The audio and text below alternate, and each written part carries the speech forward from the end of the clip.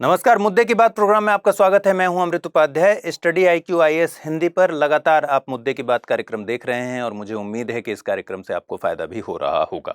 आज मुद्दे की बात में बातचीत है मणिपुर के बारे में कि मणिपुर में NRC की मांग हो रही है और ये मांग क्यों हो रही है, इतना हो हल्ला क्यों मचा हुआ है, इस बारे में जानना चाहिए।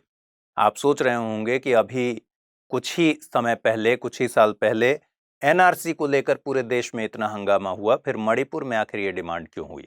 इस बात को समझने की जरूरत है कि इस पर सरकार भी सहमत है और वहां के जो ग्रुप्स हैं वो भी सहमत हैं। चलिए आइए देखते हैं। सबसे पहले देखिए कि मणिपुर विधानसभा में 2 प्राइवेट मेंबर रेजोल्यूशन ले आए गए।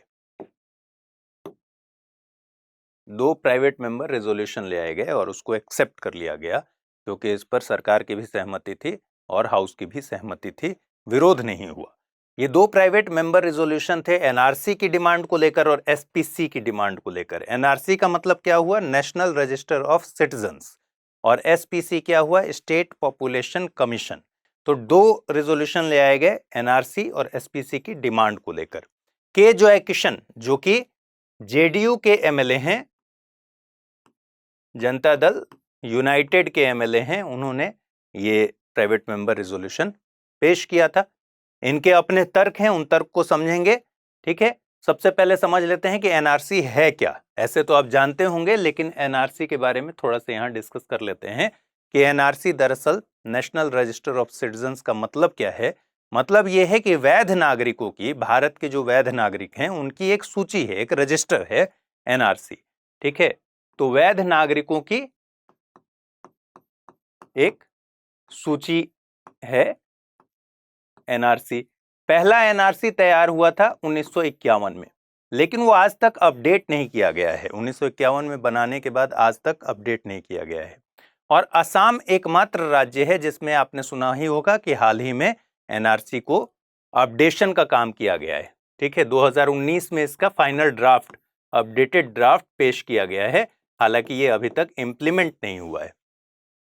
अब 2019 में क्यों किया गया? असम की बाउंड्री आप जब देखेंगे तो बांग्लादेश से लगती है। ठीक है, अब असम में जो डिमांड हुई कि बांग्लादेश से बहुत सारे अवैध बांग्लादेशी जो हैं वो आकर बसने लगे और असम का जो डेमोग्राफिक इम्बैलेंस क्रिएट हो गया वहां पर, इसलिए डिमांड किया गया, एक रिट पिटिशन दाखिल किया गया सुप्रीम कोर्ट में कि यहां NRC को इंप्लीमेंट कराइए, अपडेट कराइए। 2013 की बात है ये, जब रिट पिटिशन लाया गया। 2014 में सुप्रीम कोर्ट ने कहा कि भाई NRC को अपडेट कीजिए। किसके अकॉर्डिंग? एक सिटीजनशिप एक्ट 1955, ठीक है, और सिटीजनशिप रूल्स 2003। ठीक है, जो 2003 में अमेंडमेंट हुआ उसके अकॉर्डिंग जो रूल्स बने, तो सिटीजनशिप रूल्स और 2003 और सिटीजनशिप एक्ट 1955 के अकॉर्डिंग 2014 में सुप्रीम कोर्ट ने कहा कि भाई असम में आप NRC को अपडेट कर लीजिए। ठीक है, ये काम दे दिया सरकार को, सरकार ने काम शुरू कर दिया। 2015 से काम शुरू हुआ और 2019 में जाकर इसका फाइनल ड्राफ्ट पेश किया गया, लेकिन उस पर बहुत हो हल्ला हुआ। क्यों हुआ? क्योंकि इसमें 3.3 करोड़ एप्लीकेंट्स थे, जिसमें से 1.9 मिलियन मतलब 19 लाख लोग रजिस्टर से बाहर हो गए। मतलब जितने लोगों ने एप्लीकेशन दिया उसमें से 19 लाख लोगों को कहा गया कि भाई आप वैध नागरिक नहीं है, आपको NRC में जगह नहीं मिलेगी। ठीक है, तो इसके बाद खूब हंगामा हुआ और फिर सरकार ने कई सारे आश्वासन दिए कि फिर से कराएंगे इसको, आप घबराइए मत। एक सवाल उठ रहा था कि भाई 19 लाख लोग कहां जाएंगे? अचानक से अगर इनको अवैध कर दिया गया तो ये आखिर जाएंगे कहां? ठीक है, इसमें बहुत सारा खतरा ये था कि लोगों ने ये कहा कि भाई हम जो यहाँ के हिंदूज हैं या फिर यहाँ के जो रहने वाले लोग हैं ऑलरेडी, उनको भी आपने लिस्ट से बाहर कर दिया, तो हम तो रातों रात बेघर हो गए, हम किसी देश के नहीं रहे। ठीक है, तो इस पर खूब हो हल्ला होने के बाद सरकार ने आश्वासन दिया कि घबराइए मत, ये प्रक्रिया फिर से करेंगे। और आपको पता है कि सिटीजनशिप अमेंडमेंट एक्ट जो आया उस पर भी काफी हंगामा हुआ। क्योंकि दोनों में बहुत विरोधाभास था। तो अभी ये पूरी प्रक्रिया एक तरीके से समझिए कि सरकार की तरफ से होल्ड पर है। इस अमेंडमेंट एक्ट के भी रूल्स अभी फाइनल नहीं हुए हैं, इसलिए कुछ भी अभी इंप्लीमेंट नहीं हुआ है। और असम पहला एकमात्र ऐसा राज्य है जिसमें एनआरसी को अपडेट किया गया है। अब मणिपुर डिमांड कर रहा है, अगर मणिपुर में एनआरसी अपडेट होता है तो इसका मतलब मणिपुर ऐसा दूसरा राज्य होगा जिसमें एनआरसी को अपडेट किया जा रहा है। अब समस्या समझिए कि क्या है। मणिपुर में बेसिकली 3 समुदाय ज्यादा हैं, नागा, कुकी और मेइतेई समुदाय। ठीक है, नागा और कुकी ट्राइबल्स कम्युनिटी हैं, ठीक है, और मेइतेई नॉन ट्राइबल कम्युनिटी है। ये ट्राइबल बनने के लिए लगातार डिमांड कर रहा है। ठीक, इन तीनों में आपस में बहुत ज्यादा क्लैश होते रहते हैं। क्लैश ऐसे नहीं कि कॉलर पकड़ के क्लैश हो रहा है, क्लैश मतलब मारकाट सब कुछ होते रहता है, हिंसा, वायलेंट क्लैश होते रहता है। इससे सरकार बहुत चिंतित रहती है। और तीनों के एपेक्स बॉडी बने हुए हैं, ऑर्गेनाइजेशंस बने हुए हैं जो एक प्रेशर ग्रुप की तरह काम करते हैं गवर्नमेंट पर। ठीक है, तो ये जो एनआरसी की अभी जो डिमांड हुई है, बेसिकली इन तीनों समुदायों के एक तो आपसी विवाद और दूसरा इनका डेमोग्राफिक इम्बैलेंस क्रिएट हो रहा है, इस आरोप को रखते हुए हुआ है। आइए देखते हैं कि क्या आरोप है। के जो किशन ने जब ये रेजोल्यूशन पेश किया तो तर्क दिए। तर्क क्या दिए? 1971 में उन्होंने कहा कि 1971 से लेकर 2001 तक जो मणिपुर में हिल एरियाज हैं उसमें 153% पॉपुलेशन ग्रोथ रेट रहा। इसके पहले एक और चीज मैं आपको बता दूं कि मणिपुर में बेसिकली जो हिल एरियाज हैं, ये हिल एरियाज हो गए और ये वैली का इलाका हो गया, ठीक है, प्लेन वाला। तो हिल के एरियाज में नागा और कुकी ये दोनों रहते हैं, ठीक है, और यहां पर सबसे ज्यादा रहते हैं मेइतेई। और जैसा मैंने बताया मेइतेई नॉन ट्राइबल हैं और ये ट्राइबल्स हैं, ठीक है। मेइतेई सबसे ज्यादा तादाद में है, ठीक है।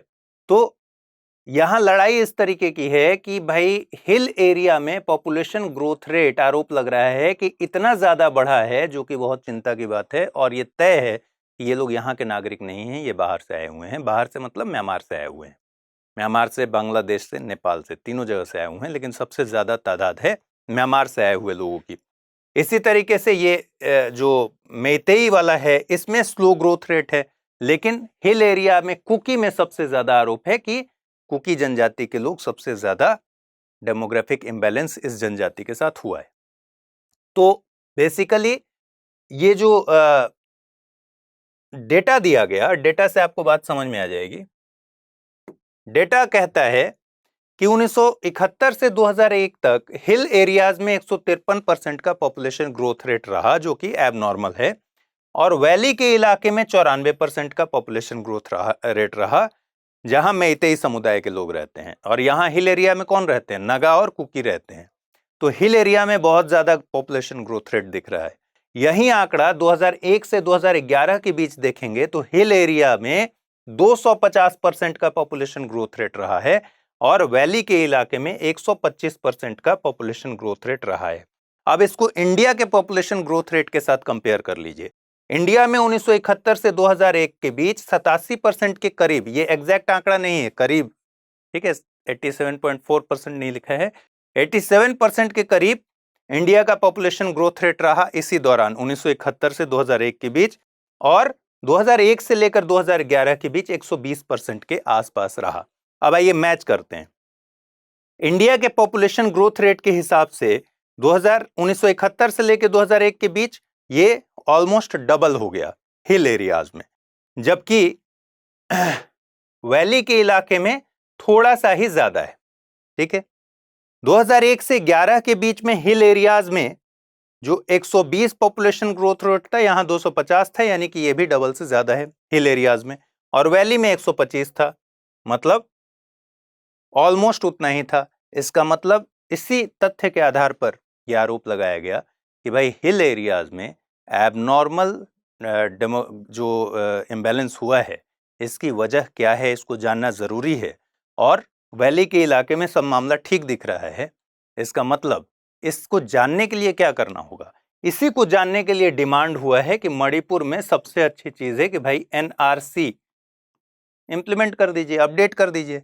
पता चल जाएगा कि कौन लोग यहाँ पर वैध नागरिक हैं और कौन लोग यहाँ पर अवैध नागरिक हैं। बात स्पष्ट है बिल्कुल। चलिए अब देखिए, जैसा मैंने बताया कि अलग अलग काउंसिल्स बने हुए हैं, अलग अलग संगठन बने हुए हैं अलग अलग समुदाय के लिए। तो नागा काउंसिल जो है यूएनसी, यूनाइटेड नागा काउंसिल नाम से एक संगठन है। इसी तरीके से एक संगठन जिसमें मैतेई लोगों का प्रभाव ज्यादा है, उसका नाम है COCOMI, coordinating committee on Manipur integrity. ठीक है, इन दोनों समुदायों ने और 19 और ट्राइबल जो ऑर्गेनाइजेशंस हैं प्लस कुछ स्टूडेंट्स ऑर्गेनाइजेशंस हैं, इन लोगों ने अभी हाल ही में पीएम को और गृह मंत्री को एक ज्ञापन सौंपा था, एक लेटर भेजा था जिसमें एनआरसी की डिमांड की गई थी, इसी के बेस पर की गई थी। उसमें कुकी समुदाय के लोग के ऑर्गेनाइजेशंस नहीं थे। तो आरोप ही क्या है, आरोप है कि भाई कुकी एरिया में सबसे ज्यादा जनसंख्या विस्फोट हुआ है, तो जाहिर तौर पर शिकायत करने वालों में तो कुकी के लोग रहेंगे नहीं। लेकिन सबसे ज्यादा असुरक्षित कौन महसूस कर रहा है, कुकी समुदाय के लोग महसूस कर रहे हैं। उनको लग रहा है कि उनके अगेंस्ट एक बायसनेस किया जा रहा है, एक लॉबिंग की जा रही है और सरकार के साथ मिलकर एनआरसी की जो तैयारी हो रही है उसमें उनके साथ भेदभाव किया जाएगा। ये हाशिए पर अपने आप को महसूस कर रहे हैं। चलिए अब देखिए, कुकी नागा के बीच 1992 में एक बड़ा संघर्ष हुआ था। ठीक है, जैसा मैंने बताया ये वायलेंट कन्फ्लिक्ट होता है और वायलेंट कन्फ्लिक्ट में सैकड़ों लोगों की जान जा चुकी थी और हजारों की तादाद में लोगों को वहां से छोड़ना पड़ा, विस्थापित होना पड़ा। तो ये इतना बड़ा कन्फ्लिक्ट होता है, इसीलिए ये जो अलग अलग ट्राइबल्स और नॉन ट्राइबल्स ग्रुप्स हैं, ये चाहते हैं कि भाई हमको अपना लैंड दे के अलग स्टेट दे दीजिए।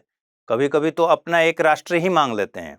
ग्रेटर नागालैंड के बारे में आपने सुना होगा, नागालैंड के लोग चाहते हैं कि भाई नागा बहुल जितने इलाके हैं इनको मिलाकर ग्रेटर नागालैंड बनाइए, एक अलग लैंड बनाइए, हमको आपके अंडर में नहीं रहना है। ठीक है, तो इस तरह के संघर्ष वहां होते रहते हैं, डिमांड्स वहां होते रहती हैं और सरकार बहुत मुश्किल से इसको रिजॉल्व कर पाती है, होल्ड कर पाती है। रिजॉल्व तो अभी हुआ नहीं। अब बेसिकली क्या हुआ कि एक इनर लाइन परमिट, आपने सुना होगा, इनर लाइन परमिट को लेकर भी बहुत ज्यादा बवाल हुआ था, मणिपुर में डिमांड किया गया था। फाइनली इनर लाइन परमिट को मणिपुर में लागू कर दिया गया। इनर लाइन परमिट का मतलब क्या है? इनर लाइन परमिट का मतलब है कि अगर आप मणिपुर से बिलोंग नहीं करते हैं या कि जिन स्टेट्स में ये इनर लाइन परमिट लागू है वहां अगर आप बिलोंग नहीं करते हैं तो आपको वहां जाने के लिए एक परमिट लेना पड़ेगा सरकार से। आपको सुनकर आश्चर्य हो रहा होगा कि भाई इस देश में ऐसा भी होता है क्या? वीजा यहां भी चलता है क्या कि एक स्टेट से दूसरे स्टेट में जाने में हमको वीजा लेना पड़ेगा? ठीक वीजा की तरह की ही चीज है कि भाई आपको परमिशन लेना पड़ेगा। इतना ही नहीं, परमिशन लेके आपको ये बताना पड़ेगा आप किन एरियाज में जाने वाले हैं, कहाँ कहाँ घूमने वाले हैं। ठीक है, आपका मूवमेंट किस जगह पर होगा, ये सब कुछ उसमें क्लियर करना पड़ता है। तो इनर लाइन परमिट की व्यवस्था अभी देश में 4 जगहों पर नॉर्थ ईस्ट में है। कहाँ कहाँ है? अभी मिजोरम में है, नागालैंड में है, अरुणाचल में है और मणिपुर में। ये भी इंपॉर्टेंट है, इसको ध्यान पे रखिएगा। 4 ही स्टेट हैं जहां इनर लाइन परमिट की व्यवस्था है, मिजोरम, नागालैंड, अरुणाचल और मणिपुर।